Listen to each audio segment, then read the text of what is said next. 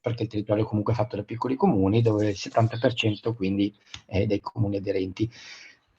Il modello per la prima volta è, diciamo, si parte dal basso, quindi è un progetto di queste dimensioni che nasce da sindaci e cittadini e che hanno, che capiscono il compito e l'importanza della sicurezza condivisa e che quindi decidono di finanziare in autonomia, senza attendere quindi dei finanziamenti avendo pronto un progetto, ma soprattutto decidono di consegnare e di condividere con le forze dell'ordine a multilivello, quindi a più livelli, quella che è proprio questa realizzazione dell'impianto.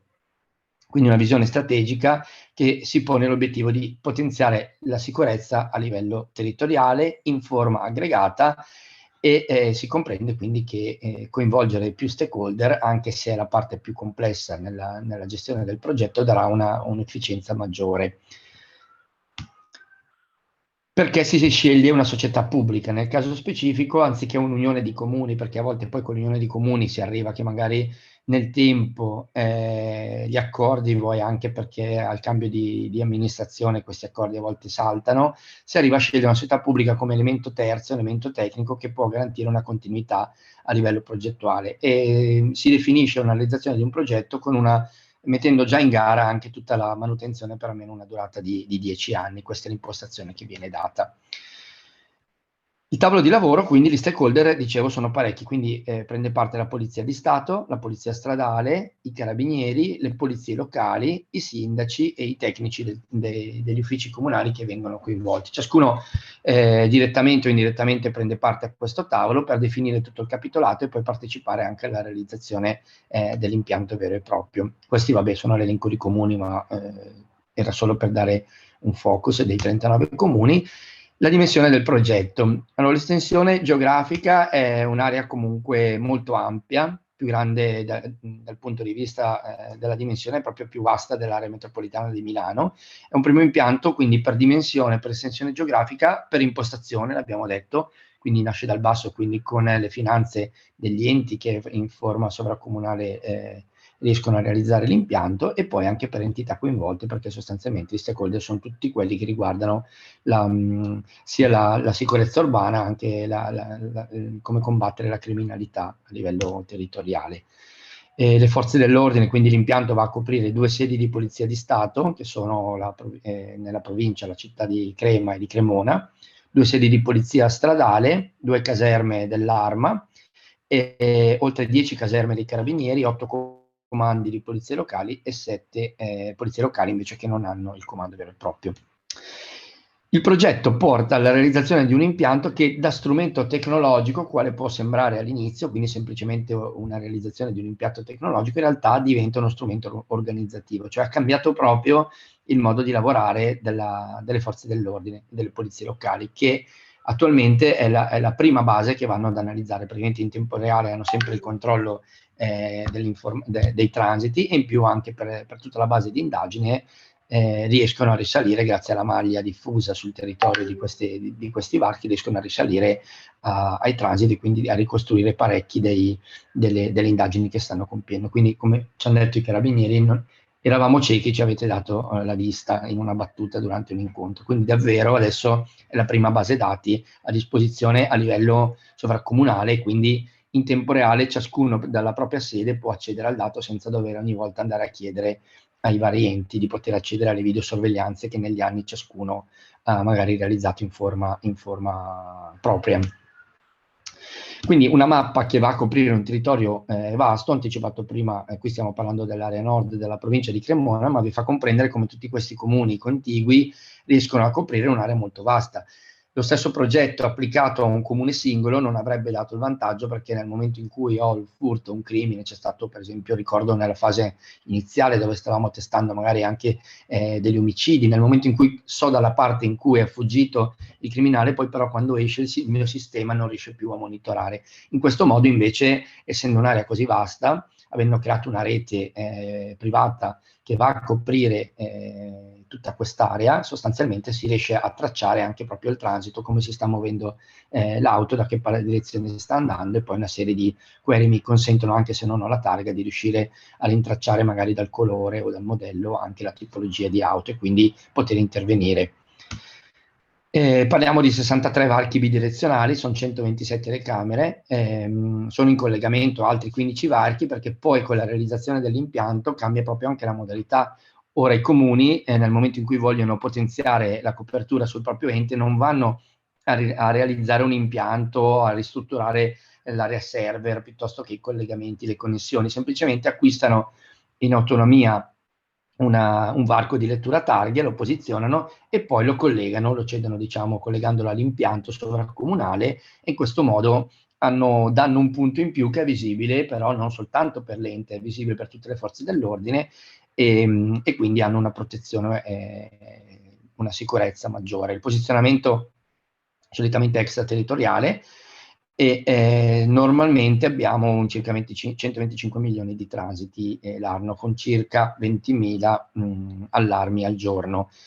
I collegamenti che abbiamo sono con la motorizzazione che ci consente di visualizzare gli allarmi delle targhe non assicurate o non revisionate, con l'SCNTT, Sistema Centrale Nazionale Targhe e Transiti, quindi attivo con il CEN di Napoli, che ci consente di avere anche allarmi di livello più elevato, quindi targhe rubate, secretate, non revisionate.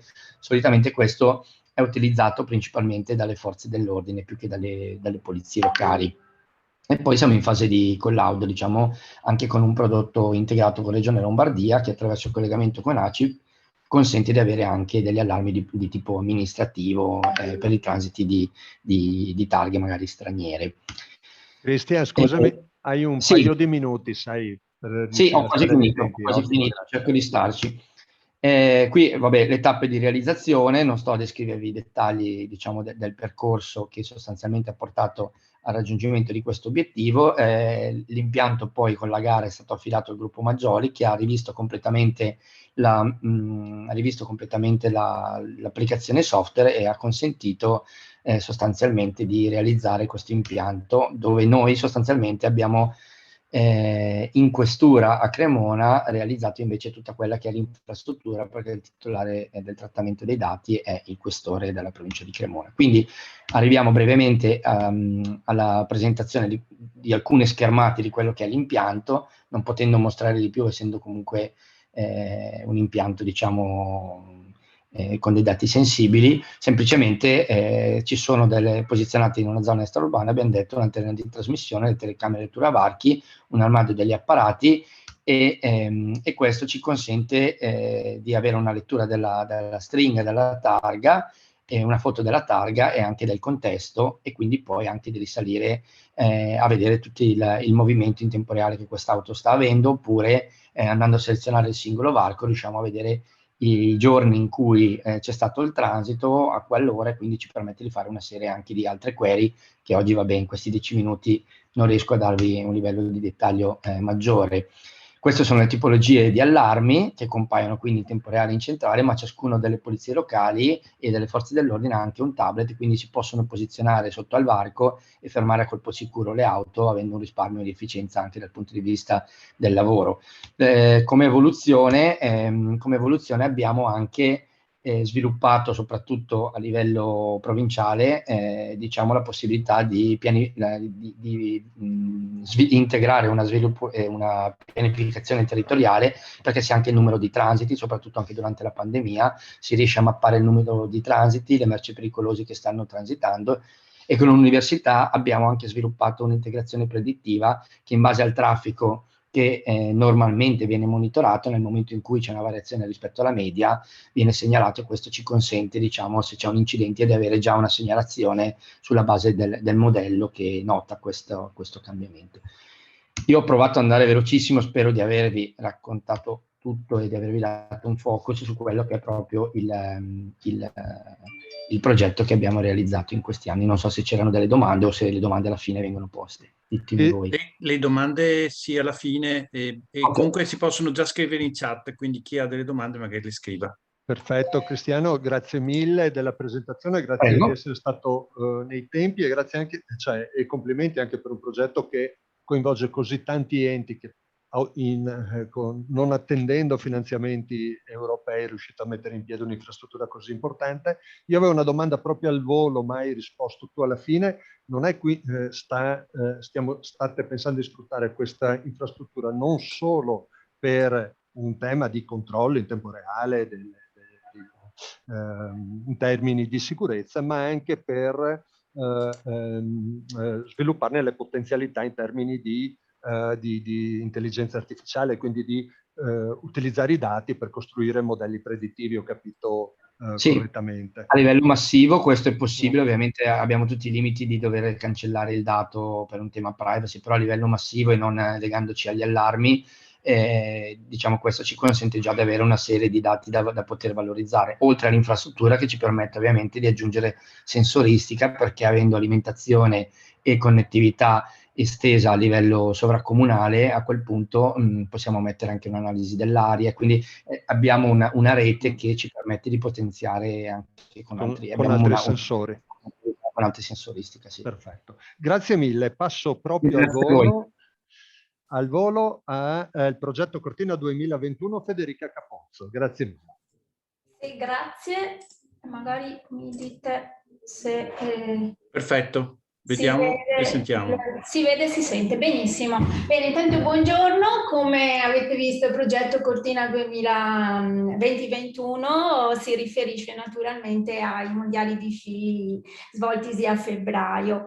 E qual è stato l'obiettivo del concessionario autostradali Venete? Quello di cercare di gestire l'infomobilità nelle aree limitrofe a Cortina, in modo tale da non creare dei disagi per gli utenti, in quanto comunque l'evento, qualora fosse stato sviluppato a porte aperte, ma ahimè sappiamo che la pandemia ci ha costretto a vedere tramite i mezzi e i vari device, no? I campionati di sci, comunque ci ha costretto quindi a stare a casa, ha limitato molto la viabilità.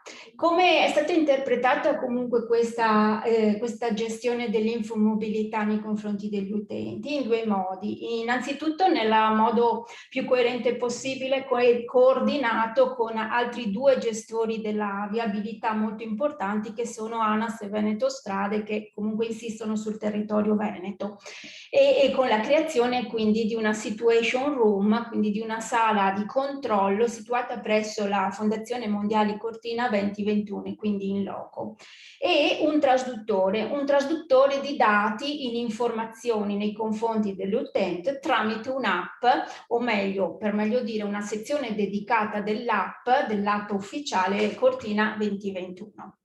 Nel caso della Situation Room, le principali funzionalità che in qualche modo sono state sviluppate sono state naturalmente quelle del monitoraggio del traffico, il monitoraggio quindi in tempo reale di tutto ciò che avveniva attorno alla città di Cortina, e quindi tutte le tratte stradali anche ed autostradali della regione Veneto afferenti Cortina.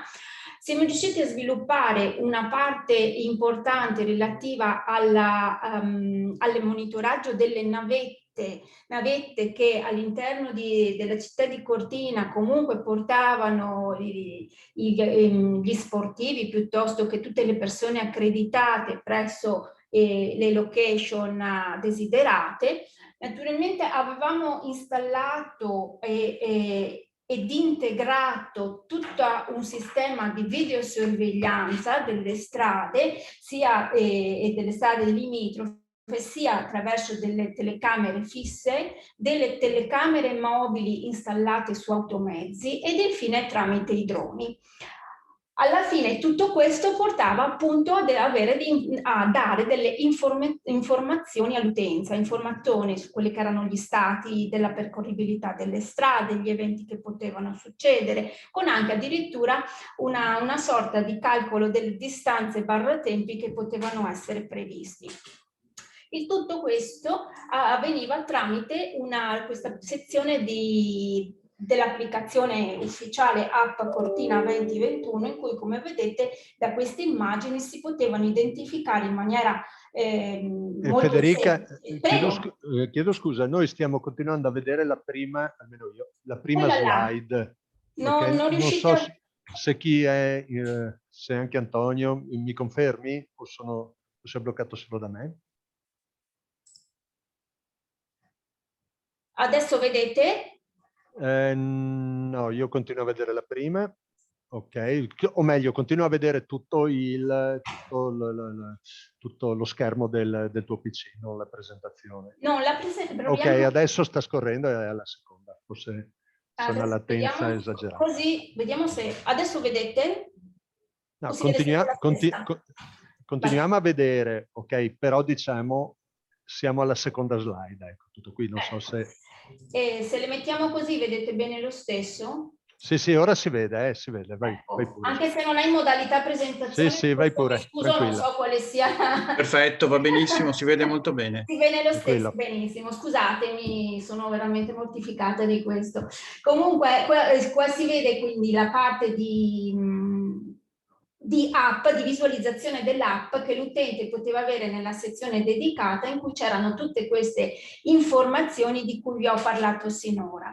Il tutto avviene tramite cosa? Tramite questi due obiettivi. No? L'obiettivo era quello, come vi dicevo, di gestire la mobilità in approccio a Cortina e successivamente parlare ed attivare ed applicare protocolli comuni e congiunti con prefetture e con tutti gli organi di competenza relativamente a quelle che potevano nascere situazioni di criticità.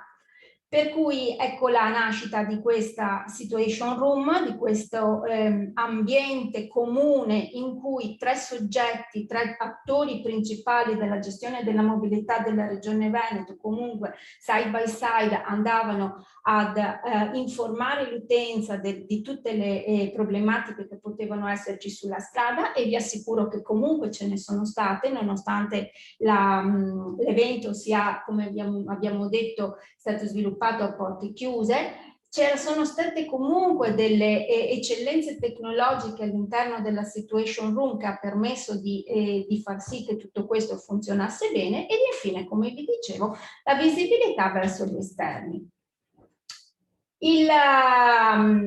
Come vedete dalle immagini, questa era la vera situation room che dava modo a tutti coloro i quali erano presenti di vedere la situazione all'interno di un'unica stanza del traffico presente lungo le strade, traffico che tra l'altro veniva anche gestito tramite che cosa? Tramite anche degli operatori su campo che potevano inviare dei dati alla situation room tramite un'app, una cosiddetta app operatore, che comunicavano gli eventi. Poi naturalmente questi eventi dovevano sempre essere validati, perché la responsabilità del dato era naturalmente sempre in capo al gestore della strada e veniva successivamente validato a seguito di un confronto e di un invio di una mail ufficiale. Ecco quindi che lo scenario, quindi come vi dicevo, è questo, no? Quindi abbiamo questa situazione, questo evento principale che è il mondiale, che può portare a un aumento importante del flusso di traffico veicolare nelle strade stradali ed autostradali, e quindi la gestione degli eventi critici che può avvenire tramite dei protocolli comuni, tramite un linguaggio comune che è stato citato anche all'inizio di questo convegno da parte di uno dei relatori del DATEX 2, e quindi si riusciva ad avere sempre le informazioni e canalizzazione dei dati sempre nello stesso sistema. L'utente quindi cosa poteva fare vista dalla parte dell'utente? L'utente poteva controllare il traffico attraverso l'app, sapere assolutamente quali potevano essere, perché una delle potenzialità della piattaforma utilizzata era quella di poter avere tutti gli orari e lo status dei mezzi pubblici, essere a conoscenza dei siti di interesse, tra cui quelli che potevano essere le disponibilità dei posteggi, piuttosto che l'ubicazione delle colonnine di ricarica elettrica, piuttosto che dei distributori di carburante, e infine arrivare puntualmente alla sua destinazione. Prima di tutto questo però c'era una situazione di sviluppo, una situazione sviluppata da parte dell'ente, degli enti stradali e dei gestori stradali ed autostradali, i quali comunque in qualche modo erano riusciti a interloquire anche con degli stakeholders molto importanti che erano le sale interforze che gestivano comunque, che hanno gestito il mondiale di Cortina, per cui avere a disposizione una piattaforma comune che dava modo anche alle sale interforze di poter vedere e gestire il traffico ed essere comunque attori loro stessi tramite delle app operatori, come procacciatori di eventi e comunicatori di eventi, poteva essere, ed è stato un passo avanti nelle sinergie e nel coordinamento delle informazioni nella gestione degli eventi. Quali sono stati alla fine quei punti di forza di questo progetto? La realizzazione di una situation room come luogo sia virtuale, perché tramite Federica, scusami solo per ricordarti il tempo, ancora sì, un minuto e mezzo. Okay, benissimo. Ho finito.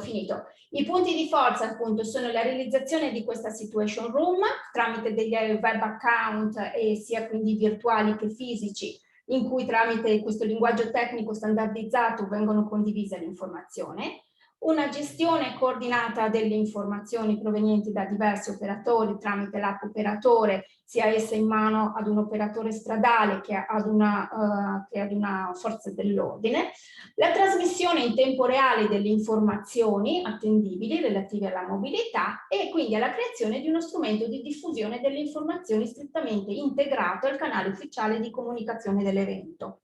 L'importanza di questo progetto sta nel fatto che 3 gestori per la prima volta si sono uniti e si sono focalizzati ed hanno lavorato in maniera estremamente sinergica nei confronti di un evento, tanto che lo sviluppo successivo di tutto questo si sta avendo in questi giorni tramite sempre una situation room virtuale e fisica, che sarà presso CAV, di 8 gestori per l'evento del Giro d'Italia, per alcune tappe del Giro d'Italia 2021 che insistono in Veneto ed in Friuli Venezia Giulia.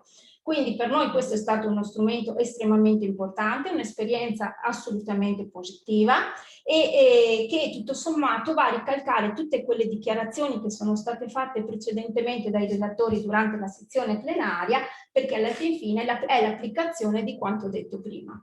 E io vi ringrazio e sono a disposizione.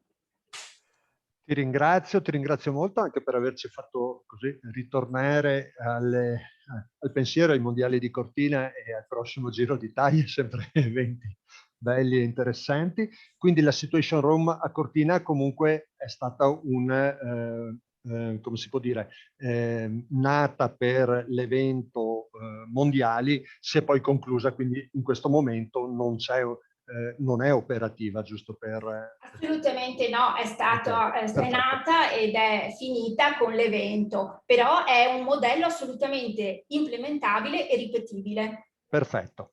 Grazie mille Federica. Passiamo immediatamente al Comune di Bologna. Siamo dentro i termini, giusto Antonio? Sì, perché alle 12 se non sbaglio. E andiamo allora velocemente. Finiremo un po' più tardi, 12:15, quindi stiamo più tranquilli. Ok, quindi riesco anche a fare un po' meno di corsa. Allora, Cleto Carlini, hai 10-12 minuti, grazie. Sì, buongiorno a tutti. Io richiedo di nuovo il fatto che mi appare un messaggio in cui dicono che la telecamera è stata disattivata dagli organizzatori, quindi scusate se non mi mostro in video, ma il motivo è questo, ecco, l'avevo segnalato, ma... Ah, che strano.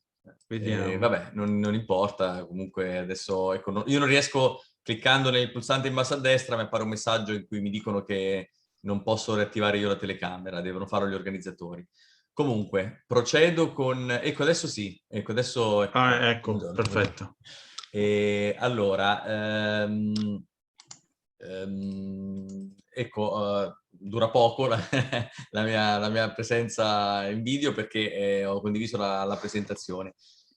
Sì, cercherò adesso in 10 minuti di raccontare alcune cose che stiamo facendo come Comune di Bologna. Parto dai ringraziamenti ovviamente all'organizzazione che ci dà questa opportunità, quindi in particolare Regione Veneto, e poi la possibilità all'interno di questo tavolo di dare un nostro contributo. Credo che in qualche modo ci stiamo muovendo tutti in una direzione che cerca di sfruttare al meglio, a mio avviso, questa è una valutazione personale, le potenzialità sono elevatissime, quindi credo che ci sia molto da poter fare nel poter utilizzare le tecnologie per la gestione delle nostre città. Io sono appunto direttore del Dipartimento Lavori Pubblici, Mobilità e Patrimonio del Comune di Bologna e in particolare da circa 15 anni sono il direttore del settore mobilità.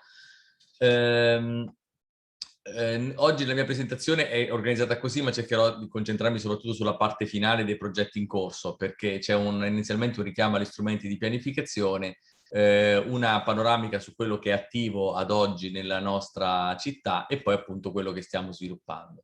La pianificazione è stato un passaggio importante. Noi abbiamo approvato circa un anno fa, poco più di un anno fa, nel novembre 2019, il PUMS, il piano urbano della mobilità sostenibile, e contestualmente abbiamo aggiornato il piano del traffico del Comune di Bologna, PUMS di scala metropolitana. È stata un'occasione per fare un punto complessivo e soprattutto per individuare le nostre strategie per i prossimi 15 anni.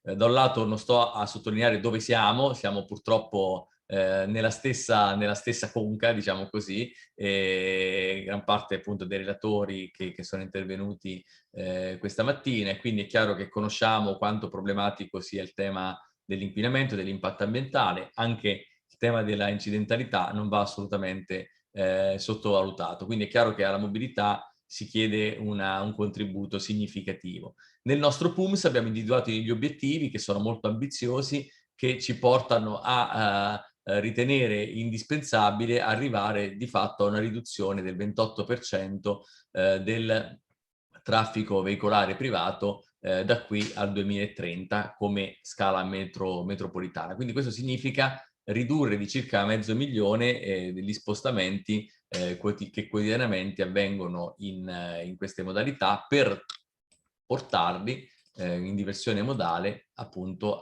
sulle modalità a minore impatto. Tradotto in termini numerici significa aumentare di moltissimo, qui stiamo parlando a scala cittadina, aumentare di tantissimo gli spostamenti in bici e su mezzo pubblico. Gli spostamenti pedonali sono già oggi fortunatamente molto alti, quindi il contributo che si chiede a questa componente è meno elevato. Ovviamente sapete benissimo, siete tutti addetti ai lavori, che bisogna agire su più fronti e quindi bisogna fare in modo che ci sia la capacità di agire sul trasporto pubblico, sulla mobilità dolce, sull'innovazione, che poi è il tema principale di cui si parla oggi. Nello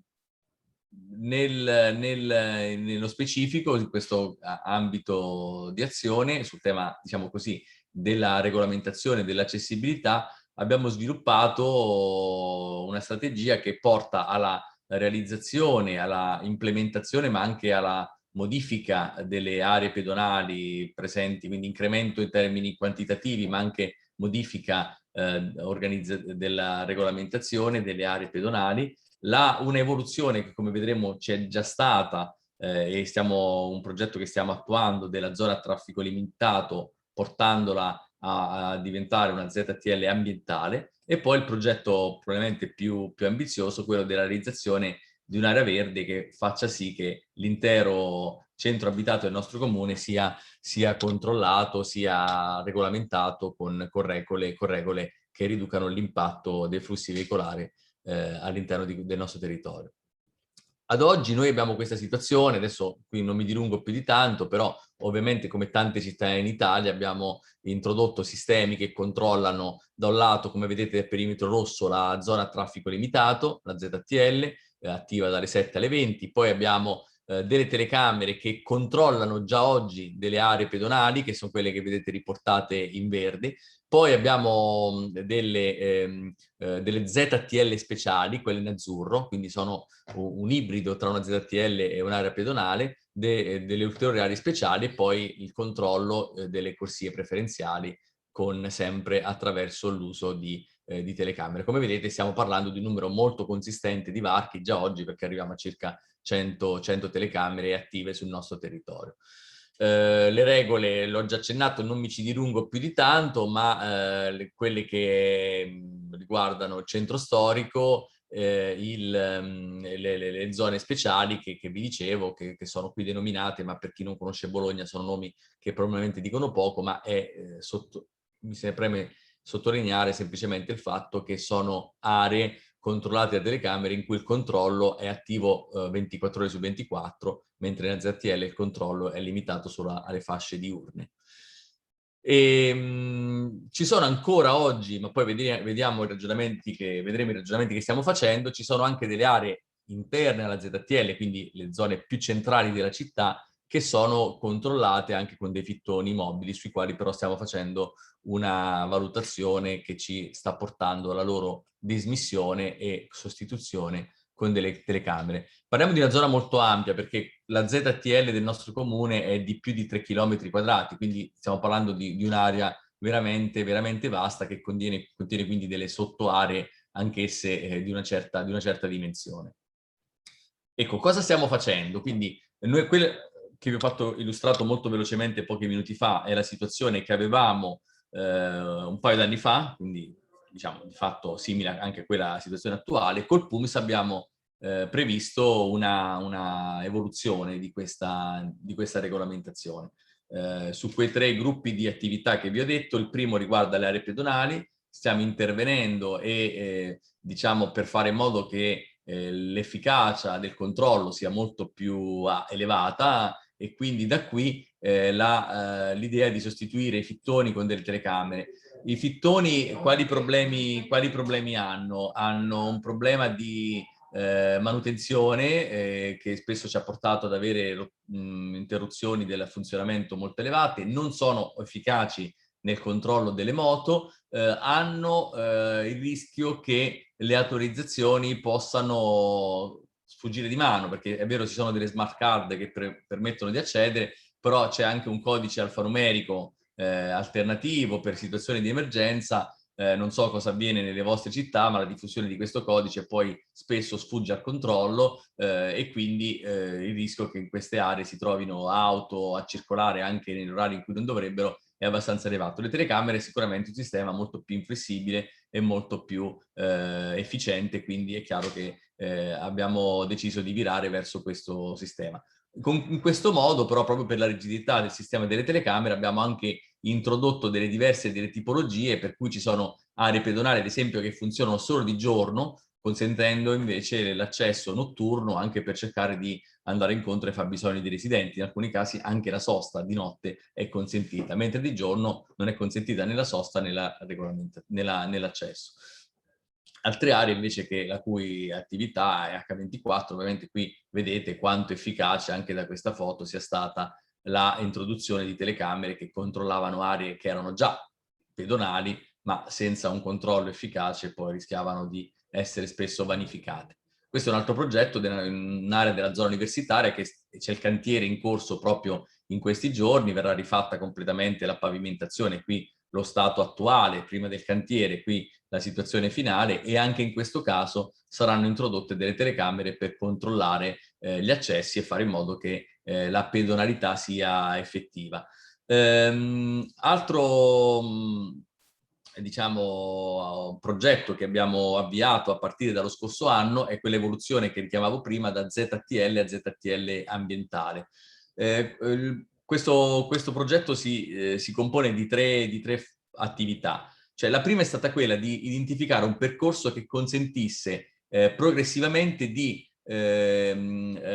azzerare i contrassegni, le autorizzazioni di accesso alla ZTL, all'intera ZTL, ai veicoli più inquinanti. Quindi dal 1 gennaio 2020 non vengono più rilasciati contrassegni a veicoli con alimentazione Euro 0, Dal 1° gennaio 2021 questa restrizione riguarda anche i veicoli con alimentazione Euro 2, dal gennaio 22 veicoli Euro 2 e così via, per arrivare di fatto al 2025 con la possibilità di accedere all'interno della ZTL solo per i veicoli Euro 6, e questa restrizione riguarda anche i veicoli dei residenti che invece in precedenza, essendo residenti appunto all'interno dell'area, non avevano questo tipo di restrizione. Nello stesso momento, qui vedete quella gradualità che vi ho rappresentato, che è rappresentata in questa slide. Ovviamente questo riguarderà tutte le tipologie di controsegni, anche quelli rilasciati ad esempio per i medici o comunque per interesse pubblico. Quindi ci sarà questa graduale soppressione dei contrassegni più inquinanti, che è già partita appunto l'anno scorso con i veicoli Euro 0 e proseguita quest'anno con i veicoli Euro 1. Nello stesso momento, dal 1° gennaio 2020, abbiamo anche introdotto il pagamento della sosta per alcune categorie di residenti, un pagamento quasi simbolico perché stiamo parlando di 120 euro all'anno, per consentire la sosta sull'Euro Blu, che invece prima aveva una maggiore diciamo così, elasticità, che consentiva appunto di fatto la gratuità quasi a tutti i residenti.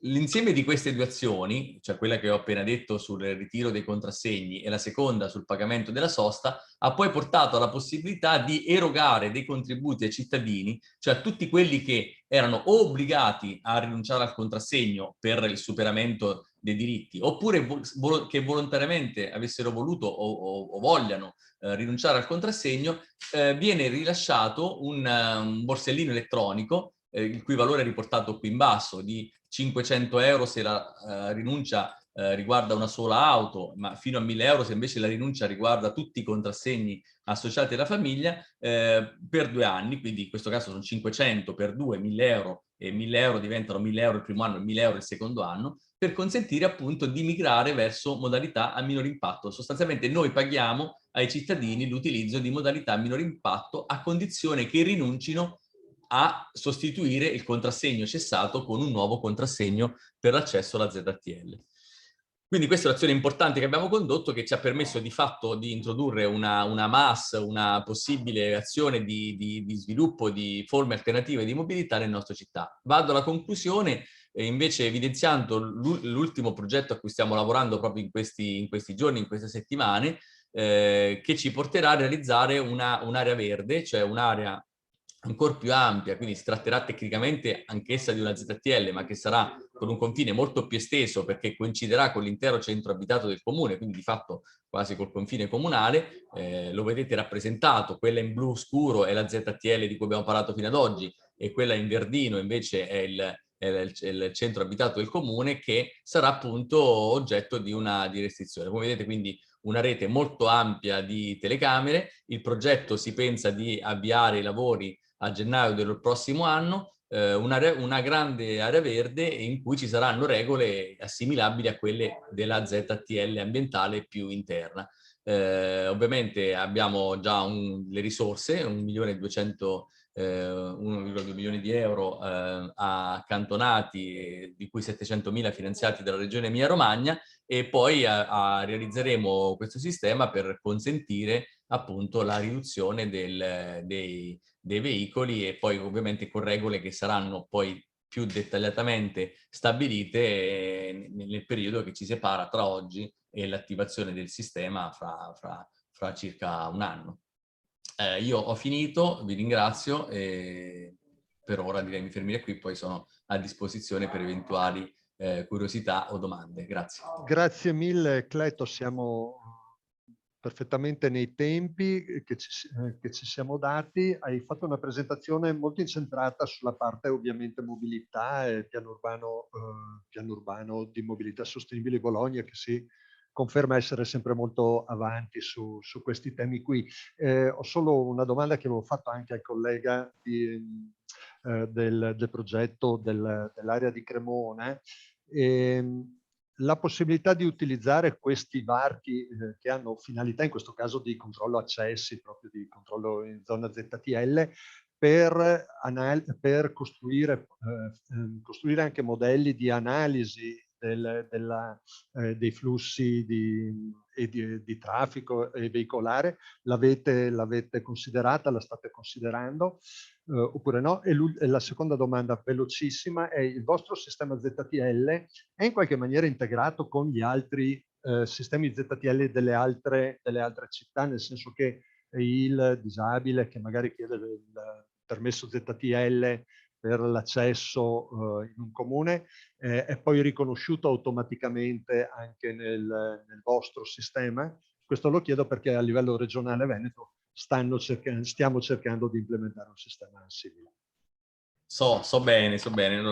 Allora, rispetto al primo punto, sì, ovviamente la parte... Cleto, scusami, telegrafico, perché poi dopo Certo, lasciamo. sì, sono telegrafico. No, sul primo punto sicuramente sì, e quindi è chiaro che, adesso non mi dilungo troppo, ma ad esempio noi abbiamo attiva un sistema di preferenziazione semaforica che sfrutta proprio il sistema anche di incrocio delle informazioni che provengono dalle spire, centrali semaforiche, AVM degli autobus, per preferenziare gli autobus. Quindi sì, la nostra logica è di sistema, quindi assolutamente anche quello che andremo a sviluppare dovrà essere visto come un pezzo di una rete più ampia, proprio per garantire la sinergia che darà sicuramente molte più potenzialità.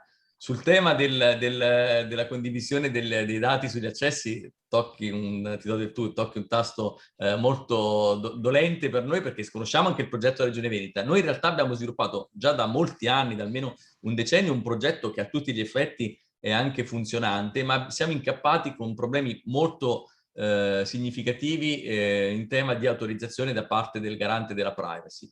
Davvero è stato per noi un'operazione faticosissima. Avevamo cambiato e ricambiato il progetto più di una volta. Ora abbiamo trovato un escamotage, tra virgolette, cioè ne siamo riusciti a intervenire attraverso una modifica della normativa regionale, e quindi credo che poi ci possa assimilare, non so se è anche lo stesso problema che avete in Veneto, però insomma abbiamo individuato questa strada e speriamo che nel giro di pochissimo tempo possiamo finalmente mettere in esercizio. C'è già l'accordo con tutti i principali comuni, capoluoghi delle diverse province della regione, che hanno sistemi di telecontrollo. C'è già quindi un sistema, un'architettura sviluppata, quindi si tratterebbe sostanzialmente di accendere questo sistema, che consentirà principalmente per i veicoli ad esempio dei disabili, ma non solo, pensiamo anche ai veicoli elettrici, in cui siamo tutti ormai abbastanza omologati nel poter consentire un accesso alla circolazione, quindi avere questa possibilità è sicuramente un valore aggiunto. Quindi anzi sarebbe l'ideale poterla avere anche a una scala più ampia di quella regionale, però ecco, su questo, se poi siete interessati, possiamo fornire informazioni più di dettaglio, però il progetto c'è e purtroppo vi ho spiegato i motivi per cui non è partito. Vi do un'informazione di servizio, scusatemi, ma mi informano da su che chiudono alle 12:10, quindi allora le dobbiamo informazioni correre erano sbagliate. subito a Pamela corriamo. Salvatore per il progetto del Comune di Lucca. Grazie mille Antonio anche per la Buongiorno precisazione. a tutti, se ho ben capito abbiamo veramente pochissimo tempo, quindi cercherò di correre per quanto possibile con la mia presentazione che vado a condividere. Avvertitemi se siamo troppo fuori dai tempi. Riuscite a vederla? Perfetto, via. Benissimo. Ok. Bene, allora io oggi vi parlo del progetto Life Aspire, che è un progetto finanziato dalla Comunità Europea nell'ambito appunto del programma LIFE, sotto la priorità ambiente ed efficienza delle risorse e nello specifico focus qualità dell'aria.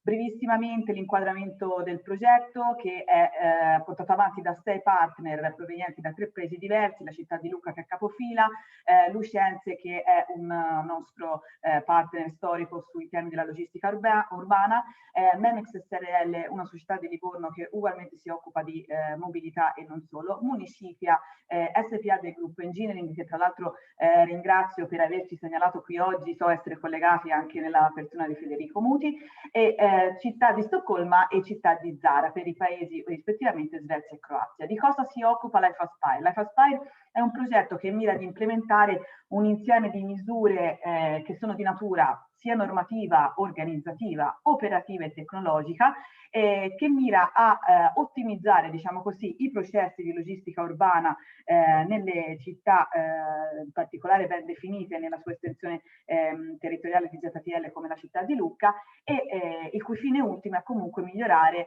la qualità dell'area urbana.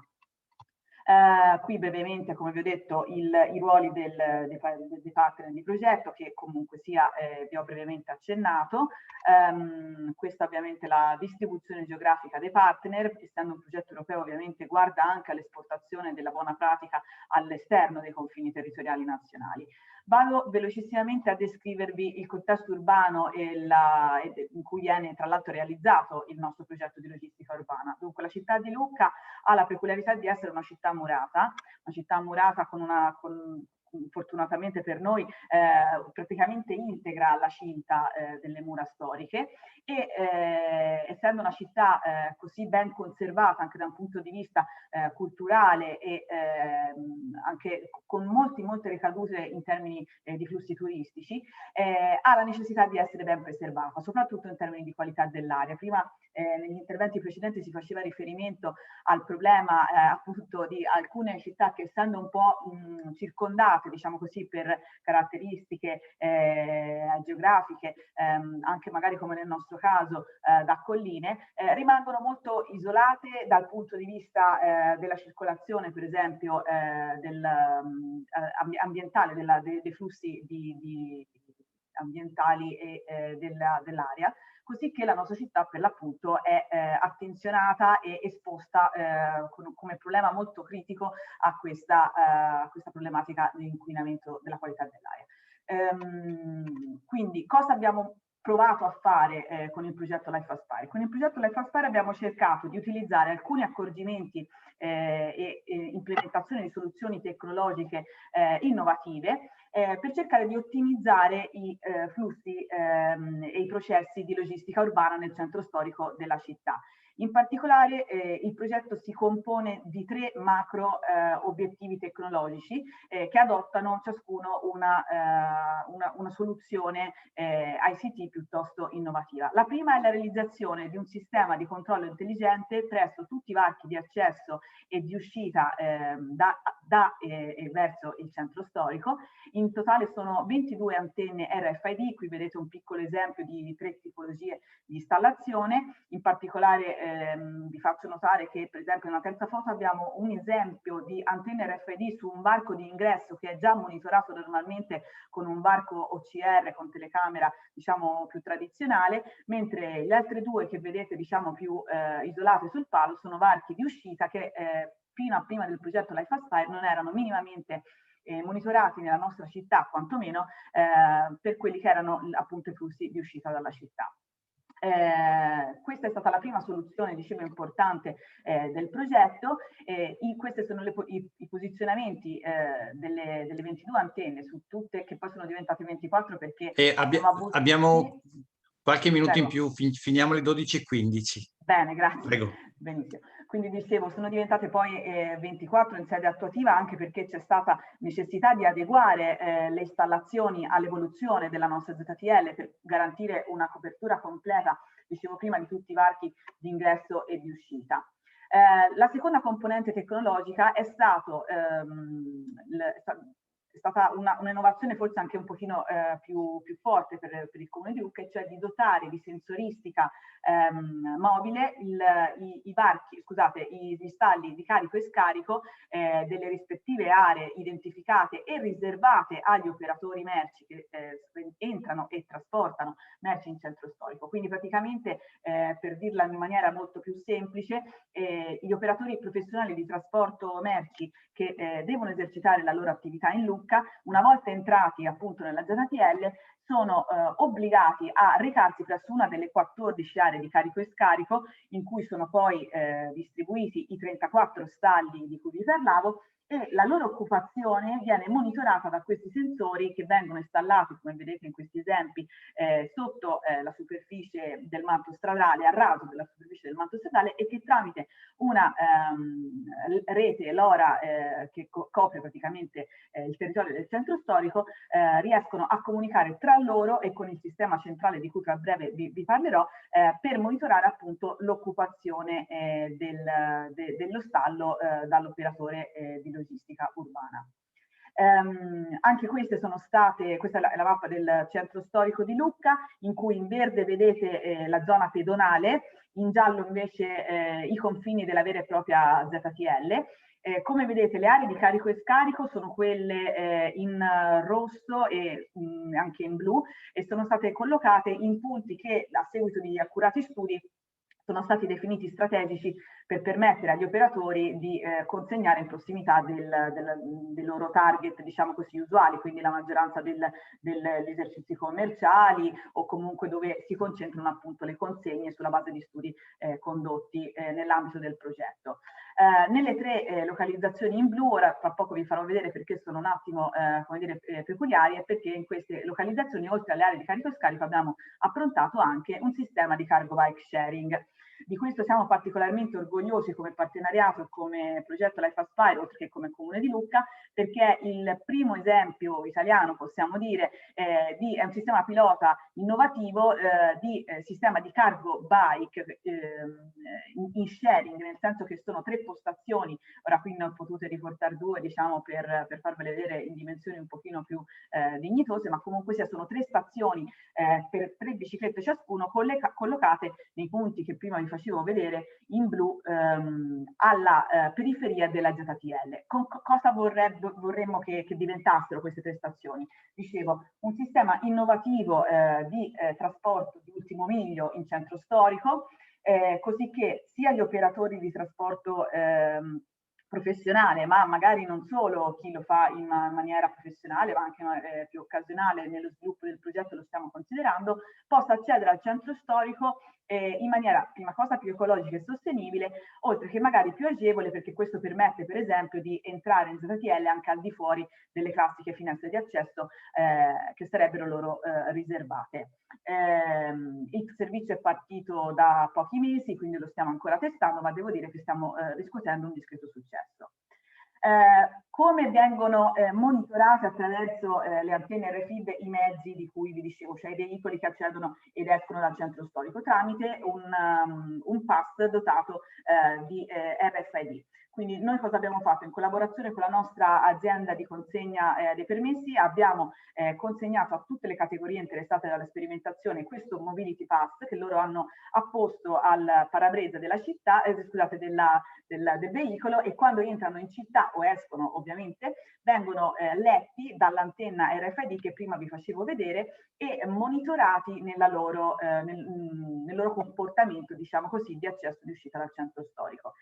Ci siamo dotati ovviamente anche di un'applicazione mobile che riesce a far gestire e essere consapevole il singolo operatore tramite registrazione del proprio comportamento, e anche può vedere in tempo reale, per esempio, ecco, questa è un'importantissima funzionalità degli stalli di cui vi parlavo prima, dove attualmente sono liberi e quindi dove è più conveniente dirigersi per parcheggiare il proprio veicolo. In più, ora vi farò vedere, noi abbiamo costruito, e questa è l'ultima finalità poi complessiva del progetto Life Aspire, un sistema di premialità a punteggio su diciamo così, l'ottimizzazione dell'uso di queste 3 tecnologie che l'operatore di trasporto nell'accumulare i suoi punteggi può monitorare appunto dall'applicazione. Tutti questi sistemi di cui vi parlavo prima, cioè i 3 sistemi tecnologici, quindi antenne RFID, sensori di sosta e cargo bike, convergono poi nella loro gestione unitaria nella nostra piattaforma cosiddetta denominata LockMap, che gestisce appunto in particolare l'accumulo dei crediti che viene generato dall'utilizzo delle tecnologie da parte degli operatori di trasporto, e che noi come Comune di Lucca, ma insomma come in generale ente locale, possiamo utilizzare, oltre che per orientarci, diciamo così, sulle politiche di incentivazione verso gli operatori, È importante perché ci fornisce anche un ottimo strumento di raccolta dati che orienterà e può orientare le scelte di policy e di governance dell'amministrazione in futuro, perché tutti i dati che vengono raccolti vengono poi aggregati e gestiti in delle reportistiche che si basano per esempio sulle quantità di ingressi e di uscite giornaliere, non solo per statistiche dal centro storico, e quindi è molto rilevante avere a disposizione questi dati per poter orientare le scelte dell'amministrazione. Questo diciamo è un po' il riassunto di quello che vi ho rappresentato, quindi praticamente la messa a sistema del monitoraggio delle antenne RFID con il sistema di cargo bike sharing e il monitoraggio delle aree di carico e scarico che messe a sistema generano un sistema di premialità che va poi ad incentivare e ad influenzare il comportamento dell'operatore di trasporto e quindi di conseguenza se l'operatore adotta dei comportamenti più sostenibili si va anche a migliorare la qualità dell'aria. Brevissimamente come è costruito il sistema di premialità. Il sistema di premialità si basa su due categorie di parametri statici e dinamici. I parametri statici difendono un po' il principio del chi inquina paga, che prima ho sentito citare anche dal Comune di Bologna, tale per cui a seconda della categoria di emissione di motorizzazione del veicolo viene Pamela, scusa, hai un paio di minuti, sai? Bene, vado che velocissima ci caccino fuori. Grazie. Quindi ci sono i parametri statici che si basano sulla categoria di emissione del veicolo, gli Euro 0, 1 e 2 attualmente già non possono accedere alla ZTL, dopodiché abbiamo i parametri dinamici che sono praticamente dei valori che vengono maturati su base mensile statistica a seconda ad esempio del numero di accessi e di uscite dal centro storico e soprattutto, cosa importantissima, sulla durata del periodo insomma all'interno della ZTL, di permanenza all'interno della ZTL. Vado a concludere. Una cosa importante che ci teniamo a sottolineare e a portare avanti con il progetto Life Aspire è anche una trasferibilità di questo progetto. Attualmente lo stiamo facendo già con i due partner di progetto, Zdara e Stoccolma, ma siamo interessati, anzi ci stiamo concentrando anche sulle capacità di replicabilità dei risultati su altre città target che fossero interessate a confrontarsi con Luca su questi temi. Ho finito, vi ringrazio, sono un po' andata veloce, ma almeno sono stata abbastanza completa. Grazie, rimango a disposizione per ogni informazione, se ce ne fosse di bisogno, oltre che per le domande del caso. Grazie mille Pamela, siamo stati perfettamente dentro i tempi, sono le 12:14, quindi temo non avremo tempo neppure per le domande. Faccio solo una brevissima chiosa alla presentazione di Pamela. Anche il Comune di Vicenza, in cui io lavoro, aveva accarezzato un progetto simile di premialità a punti basato su un'infrastruttura RFID. Purtroppo non siamo ancora riusciti ad implementarlo. Non so se qui in questo tavolo ci sono colleghi, mi sembrava di sì, di Vicenza. Vediamo se riusciamo a riportarla avanti. Era solo una chiosa, complimenti comunque per questo progetto. Tu adesso, Lorenzo, hai gli elementi per poter fare una sintesi proprio? Io ho 4 pagine di appunti disordinatissimi in cui proverò in pochissimi minuti a dare un attimo di riscontro. Ne approfitto per ringraziare allora tutti i partecipanti al tavolo, in particolare e li ricito: Cristian Lusardi e Massimo Zanzi per il sistema Varchi del territorio cremasco, Federica Capuzzo per Cortina 2021, Cleto Carlini del Comune di Bologna e ultima Pamela Salvatore per Life Aspire. Grazie mille e ci rivediamo in plenaria tra qualche secondo, penso. Bene, grazie a voi, saluto a tutti. Stanno procedendo.